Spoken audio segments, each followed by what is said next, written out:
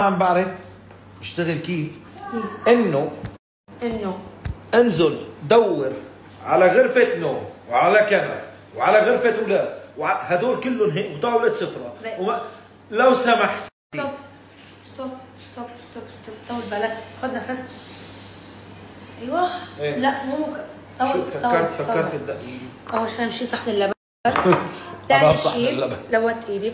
حياتي هلا ضل عندنا غرفتنا وغرفة مريم وطاولة الاكل بس والاكسسوارات والكوب. يا جماعة ما اسرع مننا بالتفكير ما في. نفرش البيت ب 30 ثانية، نقعد نفكر حطينا خلص البيت، بس روح جيب الاغراض.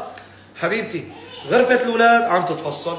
اوكي بلشوا جابوا الخشب وجابوا كل شيء والالوان اللي بدك اياها، الاخشاب وهذا التنجيد اللي عند الحيط وما بعرف شو.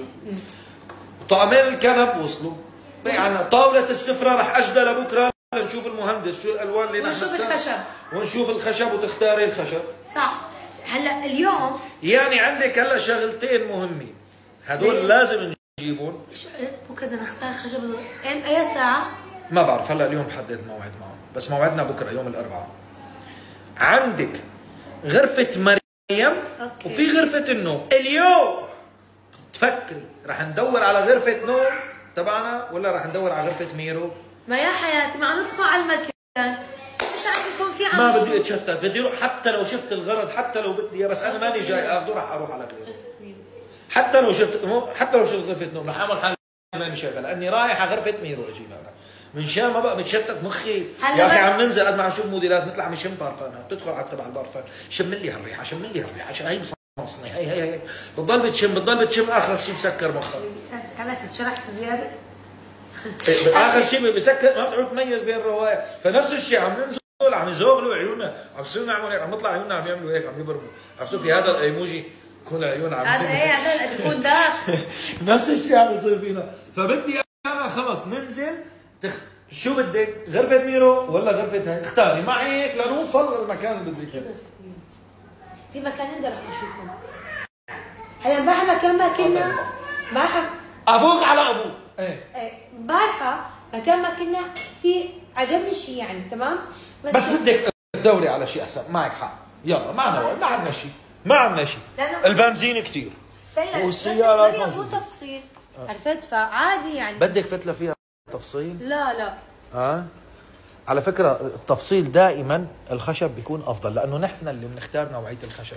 في الخشب الالماني، في الخشب في الزان، في عمري فصلها. عرفتي؟ هلا هي عمرها رح يصير 5 سنين تمام؟ على 7 سنين فصلها. غرفة احمد 7 8 سنين من الخشب الالماني المرتب. الديكور خشبه راح يكون شيء زان وشيء تمام. قد ما فصلت لها في اشياء بالسوق رح تلاقيهم كشكل. بس علي ما علي.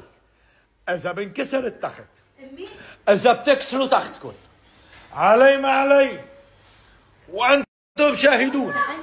لهالشم ثلاث وليه كنا بصبيين صرنا بثلاثه. شو هي بدي سند؟ لا ولا شيء. شو هي؟ هي اذا بتكرروا على العزل سند كمان معهم. لا لازم تعرفوا شو بنعمل ساعتها. بنصب لهم صبه مثل ما عم بمزح. تاخذي هيك بتحطي لوح خشب هيك حبيبتي هيك وبتنزلي صبه بقلبه صبه باطون. مستحيل يكسروه. ثاني يوم بتشيل الخشب مثل هي ويناموا عليها مثل نومات مستحيل يقدروا يكسروه. اللي موصينه هلا جديد بده زلم. حبيبتي شوف لقلك شغله. انا تعي ما اخذ احكي قدامه مشان ما يتحمس ويصير يعمل افضل. حبيبتي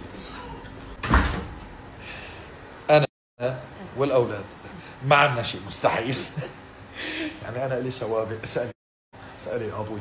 يبقى لا بقى تقول ليش عم بيكسروا، ليش عم يدمروا، ليش وليش؟ لانه الاساس ما شاء الله. طبعا الله يسترنا من سنه بس ليكبر لشوي كمان.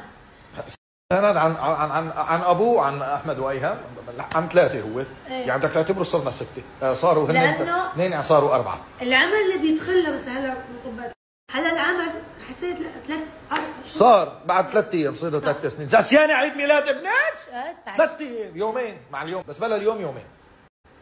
بكره عيد ميلاد. شلون بكره 3 الشهر حبيبي؟ يا اختي شوفي بكره عيد ميلاد سنون 2/7 ولا 3/7؟ محافظة عيد ميلاد ابنك؟ حبيبتي انا بعرف 3/7. امتى صار 3/7؟ معناتها ميرا 1/7 ميرا 1/10 ايه وسنة 2/7 نحن اولادنا جايين اول شهر تعرف ليش؟ مشان بده يجي يعيدهم يكون افضل يكون ابدال راتبه وجاي عيد يجيب له كادو معه. ايه والله منيحه هالشغله والله. انا وانت جايين بنص العمل الشهر. جايبي 19 بعد نص الشهر انا بكون انا على الجلدي وصل 15 11 على الجنط وصل.